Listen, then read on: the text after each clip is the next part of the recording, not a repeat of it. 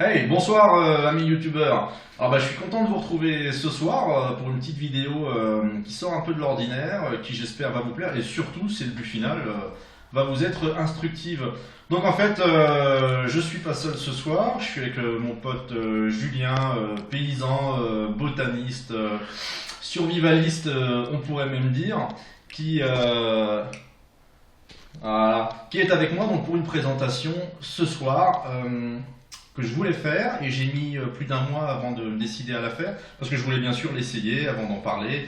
Voilà, donc j'ai fait une autre vidéo où je parlais des armes, entre guillemets, d'un survivaliste moyen, donc pour un petit budget. Donc pour ceux qui l'ont vu, je fais un très bref rappel. Il y avait la bombe jet de poivre, il y avait le couteau pliant tactique, on avait le lance-pierre et la matraque, le bâton télescopique. Bon, entre temps j'ai acheté une machette, mais une machette pour moi c'est avant tout un outil plutôt qu'une arme. Donc là par contre on va vraiment parler d'une arme, donc vous allez voir tout de suite de quoi il s'agit. Donc en fait j'ai fait l'acquisition du pistolet arbalète. Alors donc c'est le MX Scorpion, MX80 Scorpion, pardon. Et donc j'ai eu l'occasion de l'essayer, donc comme je vous ai dit avant de faire cette vidéo. Voilà. Et donc je vais vous montrer tout simplement son utilisation en toute sécurité et en toute tranquillité, sans prise de tête ce soir. Hein. Alors on a prévu avec mon ami Bushcrafter à l'occasion de faire ça en pleine nature. Avant de démarrer, je suis obligé de vous rappeler la législation française par rapport à ces arbalètes qui diffèrent de celle de l'arc. Donc en fait vous avez le droit d'en acheter, c'est en vente libre. Bon moi elle vient d'internet, hein, je l'ai acheté sur internet. Donc c'est en vente libre, il faut juste avoir plus de 18 ans. Normalement ils vont vous demander un scan de la pièce d'identité. Voilà, et donc vous avez le droit de l'acheter, mais après c'est tout.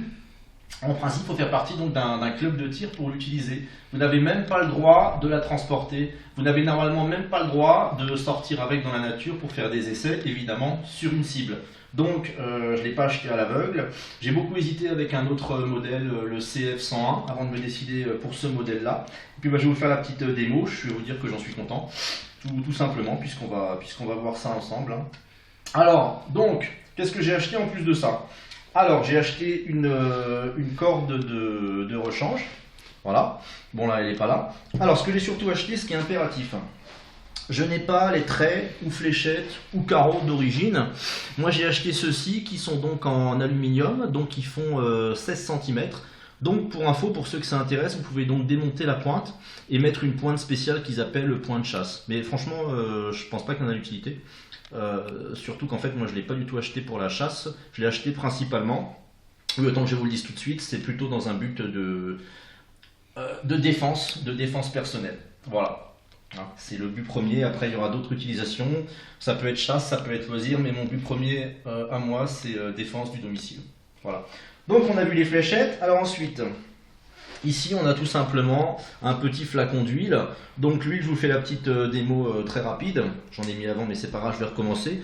Vous mettez sur votre doigt une petite goutte d'huile. Donc vous allez voir, c'est très très simple. C'est pour graisser votre rail, pour que le trait glisse très facilement dessus et en toute sécurité.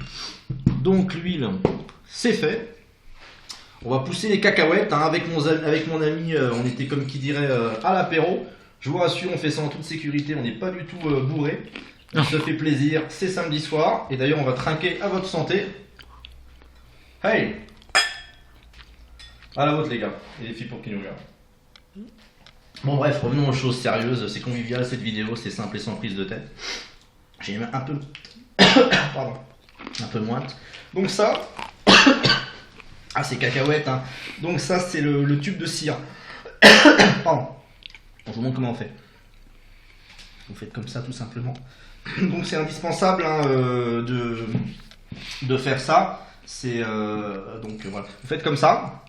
Voilà, donc c'est pour bien cirer votre cordage que je me suis bien fait chier à tendre entre donc ce qu'on appelle les poupées que vous voyez ici, qui sont de simples bouts de plastique hein, en fait.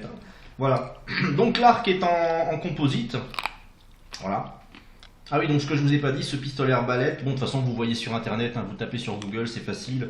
Pistolet arbalète Scorpion MX80, vous verrez toutes les caractéristiques du pistolet. Et donc ce pistolet a une puissance de 80 livres, ce qui est franchement déjà très très bien quoi. Voilà, alors présentation rapide avant de démarrer en exercice pratique pour le pistolet. Donc moi je l'ai reçu, évidemment il fallait juste monter donc l'arc composite que vous voyez ici. Le plus dur, parce que moi j'avais pas l'habitude de tout ça, de monter la corde spéciale avec les deux poupées, donc comme ça s'appelle ici et là, donc il fallait vraiment prendre appui sur le support et ne pas hésiter à y aller. On peut y aller, hein, c'est très solide, il n'y a pas de souci. Et pour le reste, voilà, avec un autre pote, on avait fait le réglage ici, hein, donc, mais je vous cache pas, vous allez voir le résultat de nos tirs, ça a tendance à aller quand même sur la droite. Hein. Voilà. Pour la cible que vous verrez en fait à la fin, je l'ai acheté dans une boutique d'archerie spécialisée, 39 €. Et franchement, on fera un gros plan après, on peut y aller, hein, ça traverse pas trop. Voilà. Ok, donc vous avez eu le pistolet arbalète. Voilà, cette arme, je pense, qui est bien adaptée pour un survivaliste, polyvalente, et donc une arme alternative à l'arme à feu. Hein. Ah oui, le prix, hein, 80 €. Voilà. Et surtout c'est très facile, je vais vous montrer le chargement. Donc il n'y a pas besoin de se faire chier avec certains autres trucs, vous savez le système comme ça, il faut mettre le pied, puisque là c'est un pistolet arbalète et non pas donc un fusil, une carabine arbalète quoi. Donc en fait là je vais vous montrer, donc c'est tout simple, donc vous appuyez ici, vous tenez la main là comme ça, et vous faites comme ça, hop là, là, votre pistolet arbalète est armé. Donc ensuite c'est tout simple. Vous prenez le trait. Et alors donc, faites pas comme moi au début, parce que moi je vous dis, je savais pas. Je croyais que c'était comme ça. C'est pas comme ça. Hein. Donc c'est tout simplement comme ça. Les deux ailettes vont comme ça et vous mettez votre carreau, clap, tout au bout, qui sera donc tenu par cette languette que vous voyez ici. Ok ? Voilà, donc vous avez bien remarqué le mécanisme, hein. On fait comme ça, c'est clac, clac, c'est tout simple à armer, il n'y a pas besoin d'être Hercule ni Stallone, contrairement à ce que j'ai pu voir sur internet pour ceux qui ont des grosses arbalètes puissantes, des 250 livres, donc les fusils arbalètes où apparemment ils galèrent vraiment hein, pour la charger quoi.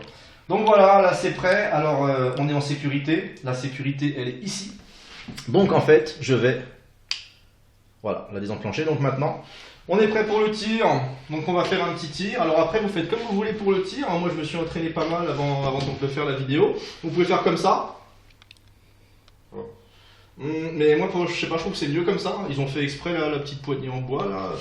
Bon c'est made in Taiwan. Hein. Donc c'est imitation bois. Hein. Vous vous doutez, c'est pas non plus. Mais franchement j'en suis satisfait. Hein. J'ai déjà fait un bon paquet de tirs avec. Hein. Voilà, donc on va y aller. Ah, mon pote il va peut-être filmer la cible là, pour voir où la flèche atterrit. Donc voilà, on va essayer d'y aller. Et dès que vous le sentez, vous bougez pas. Vous coupez votre respiration et on tire. Bon bah voilà, ça en plein dans le mille, camarade Benoît.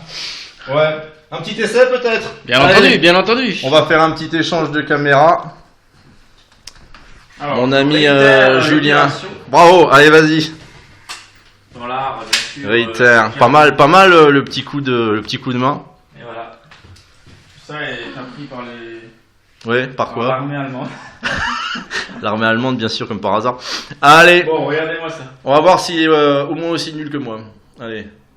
Bon, de toute façon, après, on fera un gros plan. On va imaginer que c'est un lièvre. Oh non, pas un animal. Oh.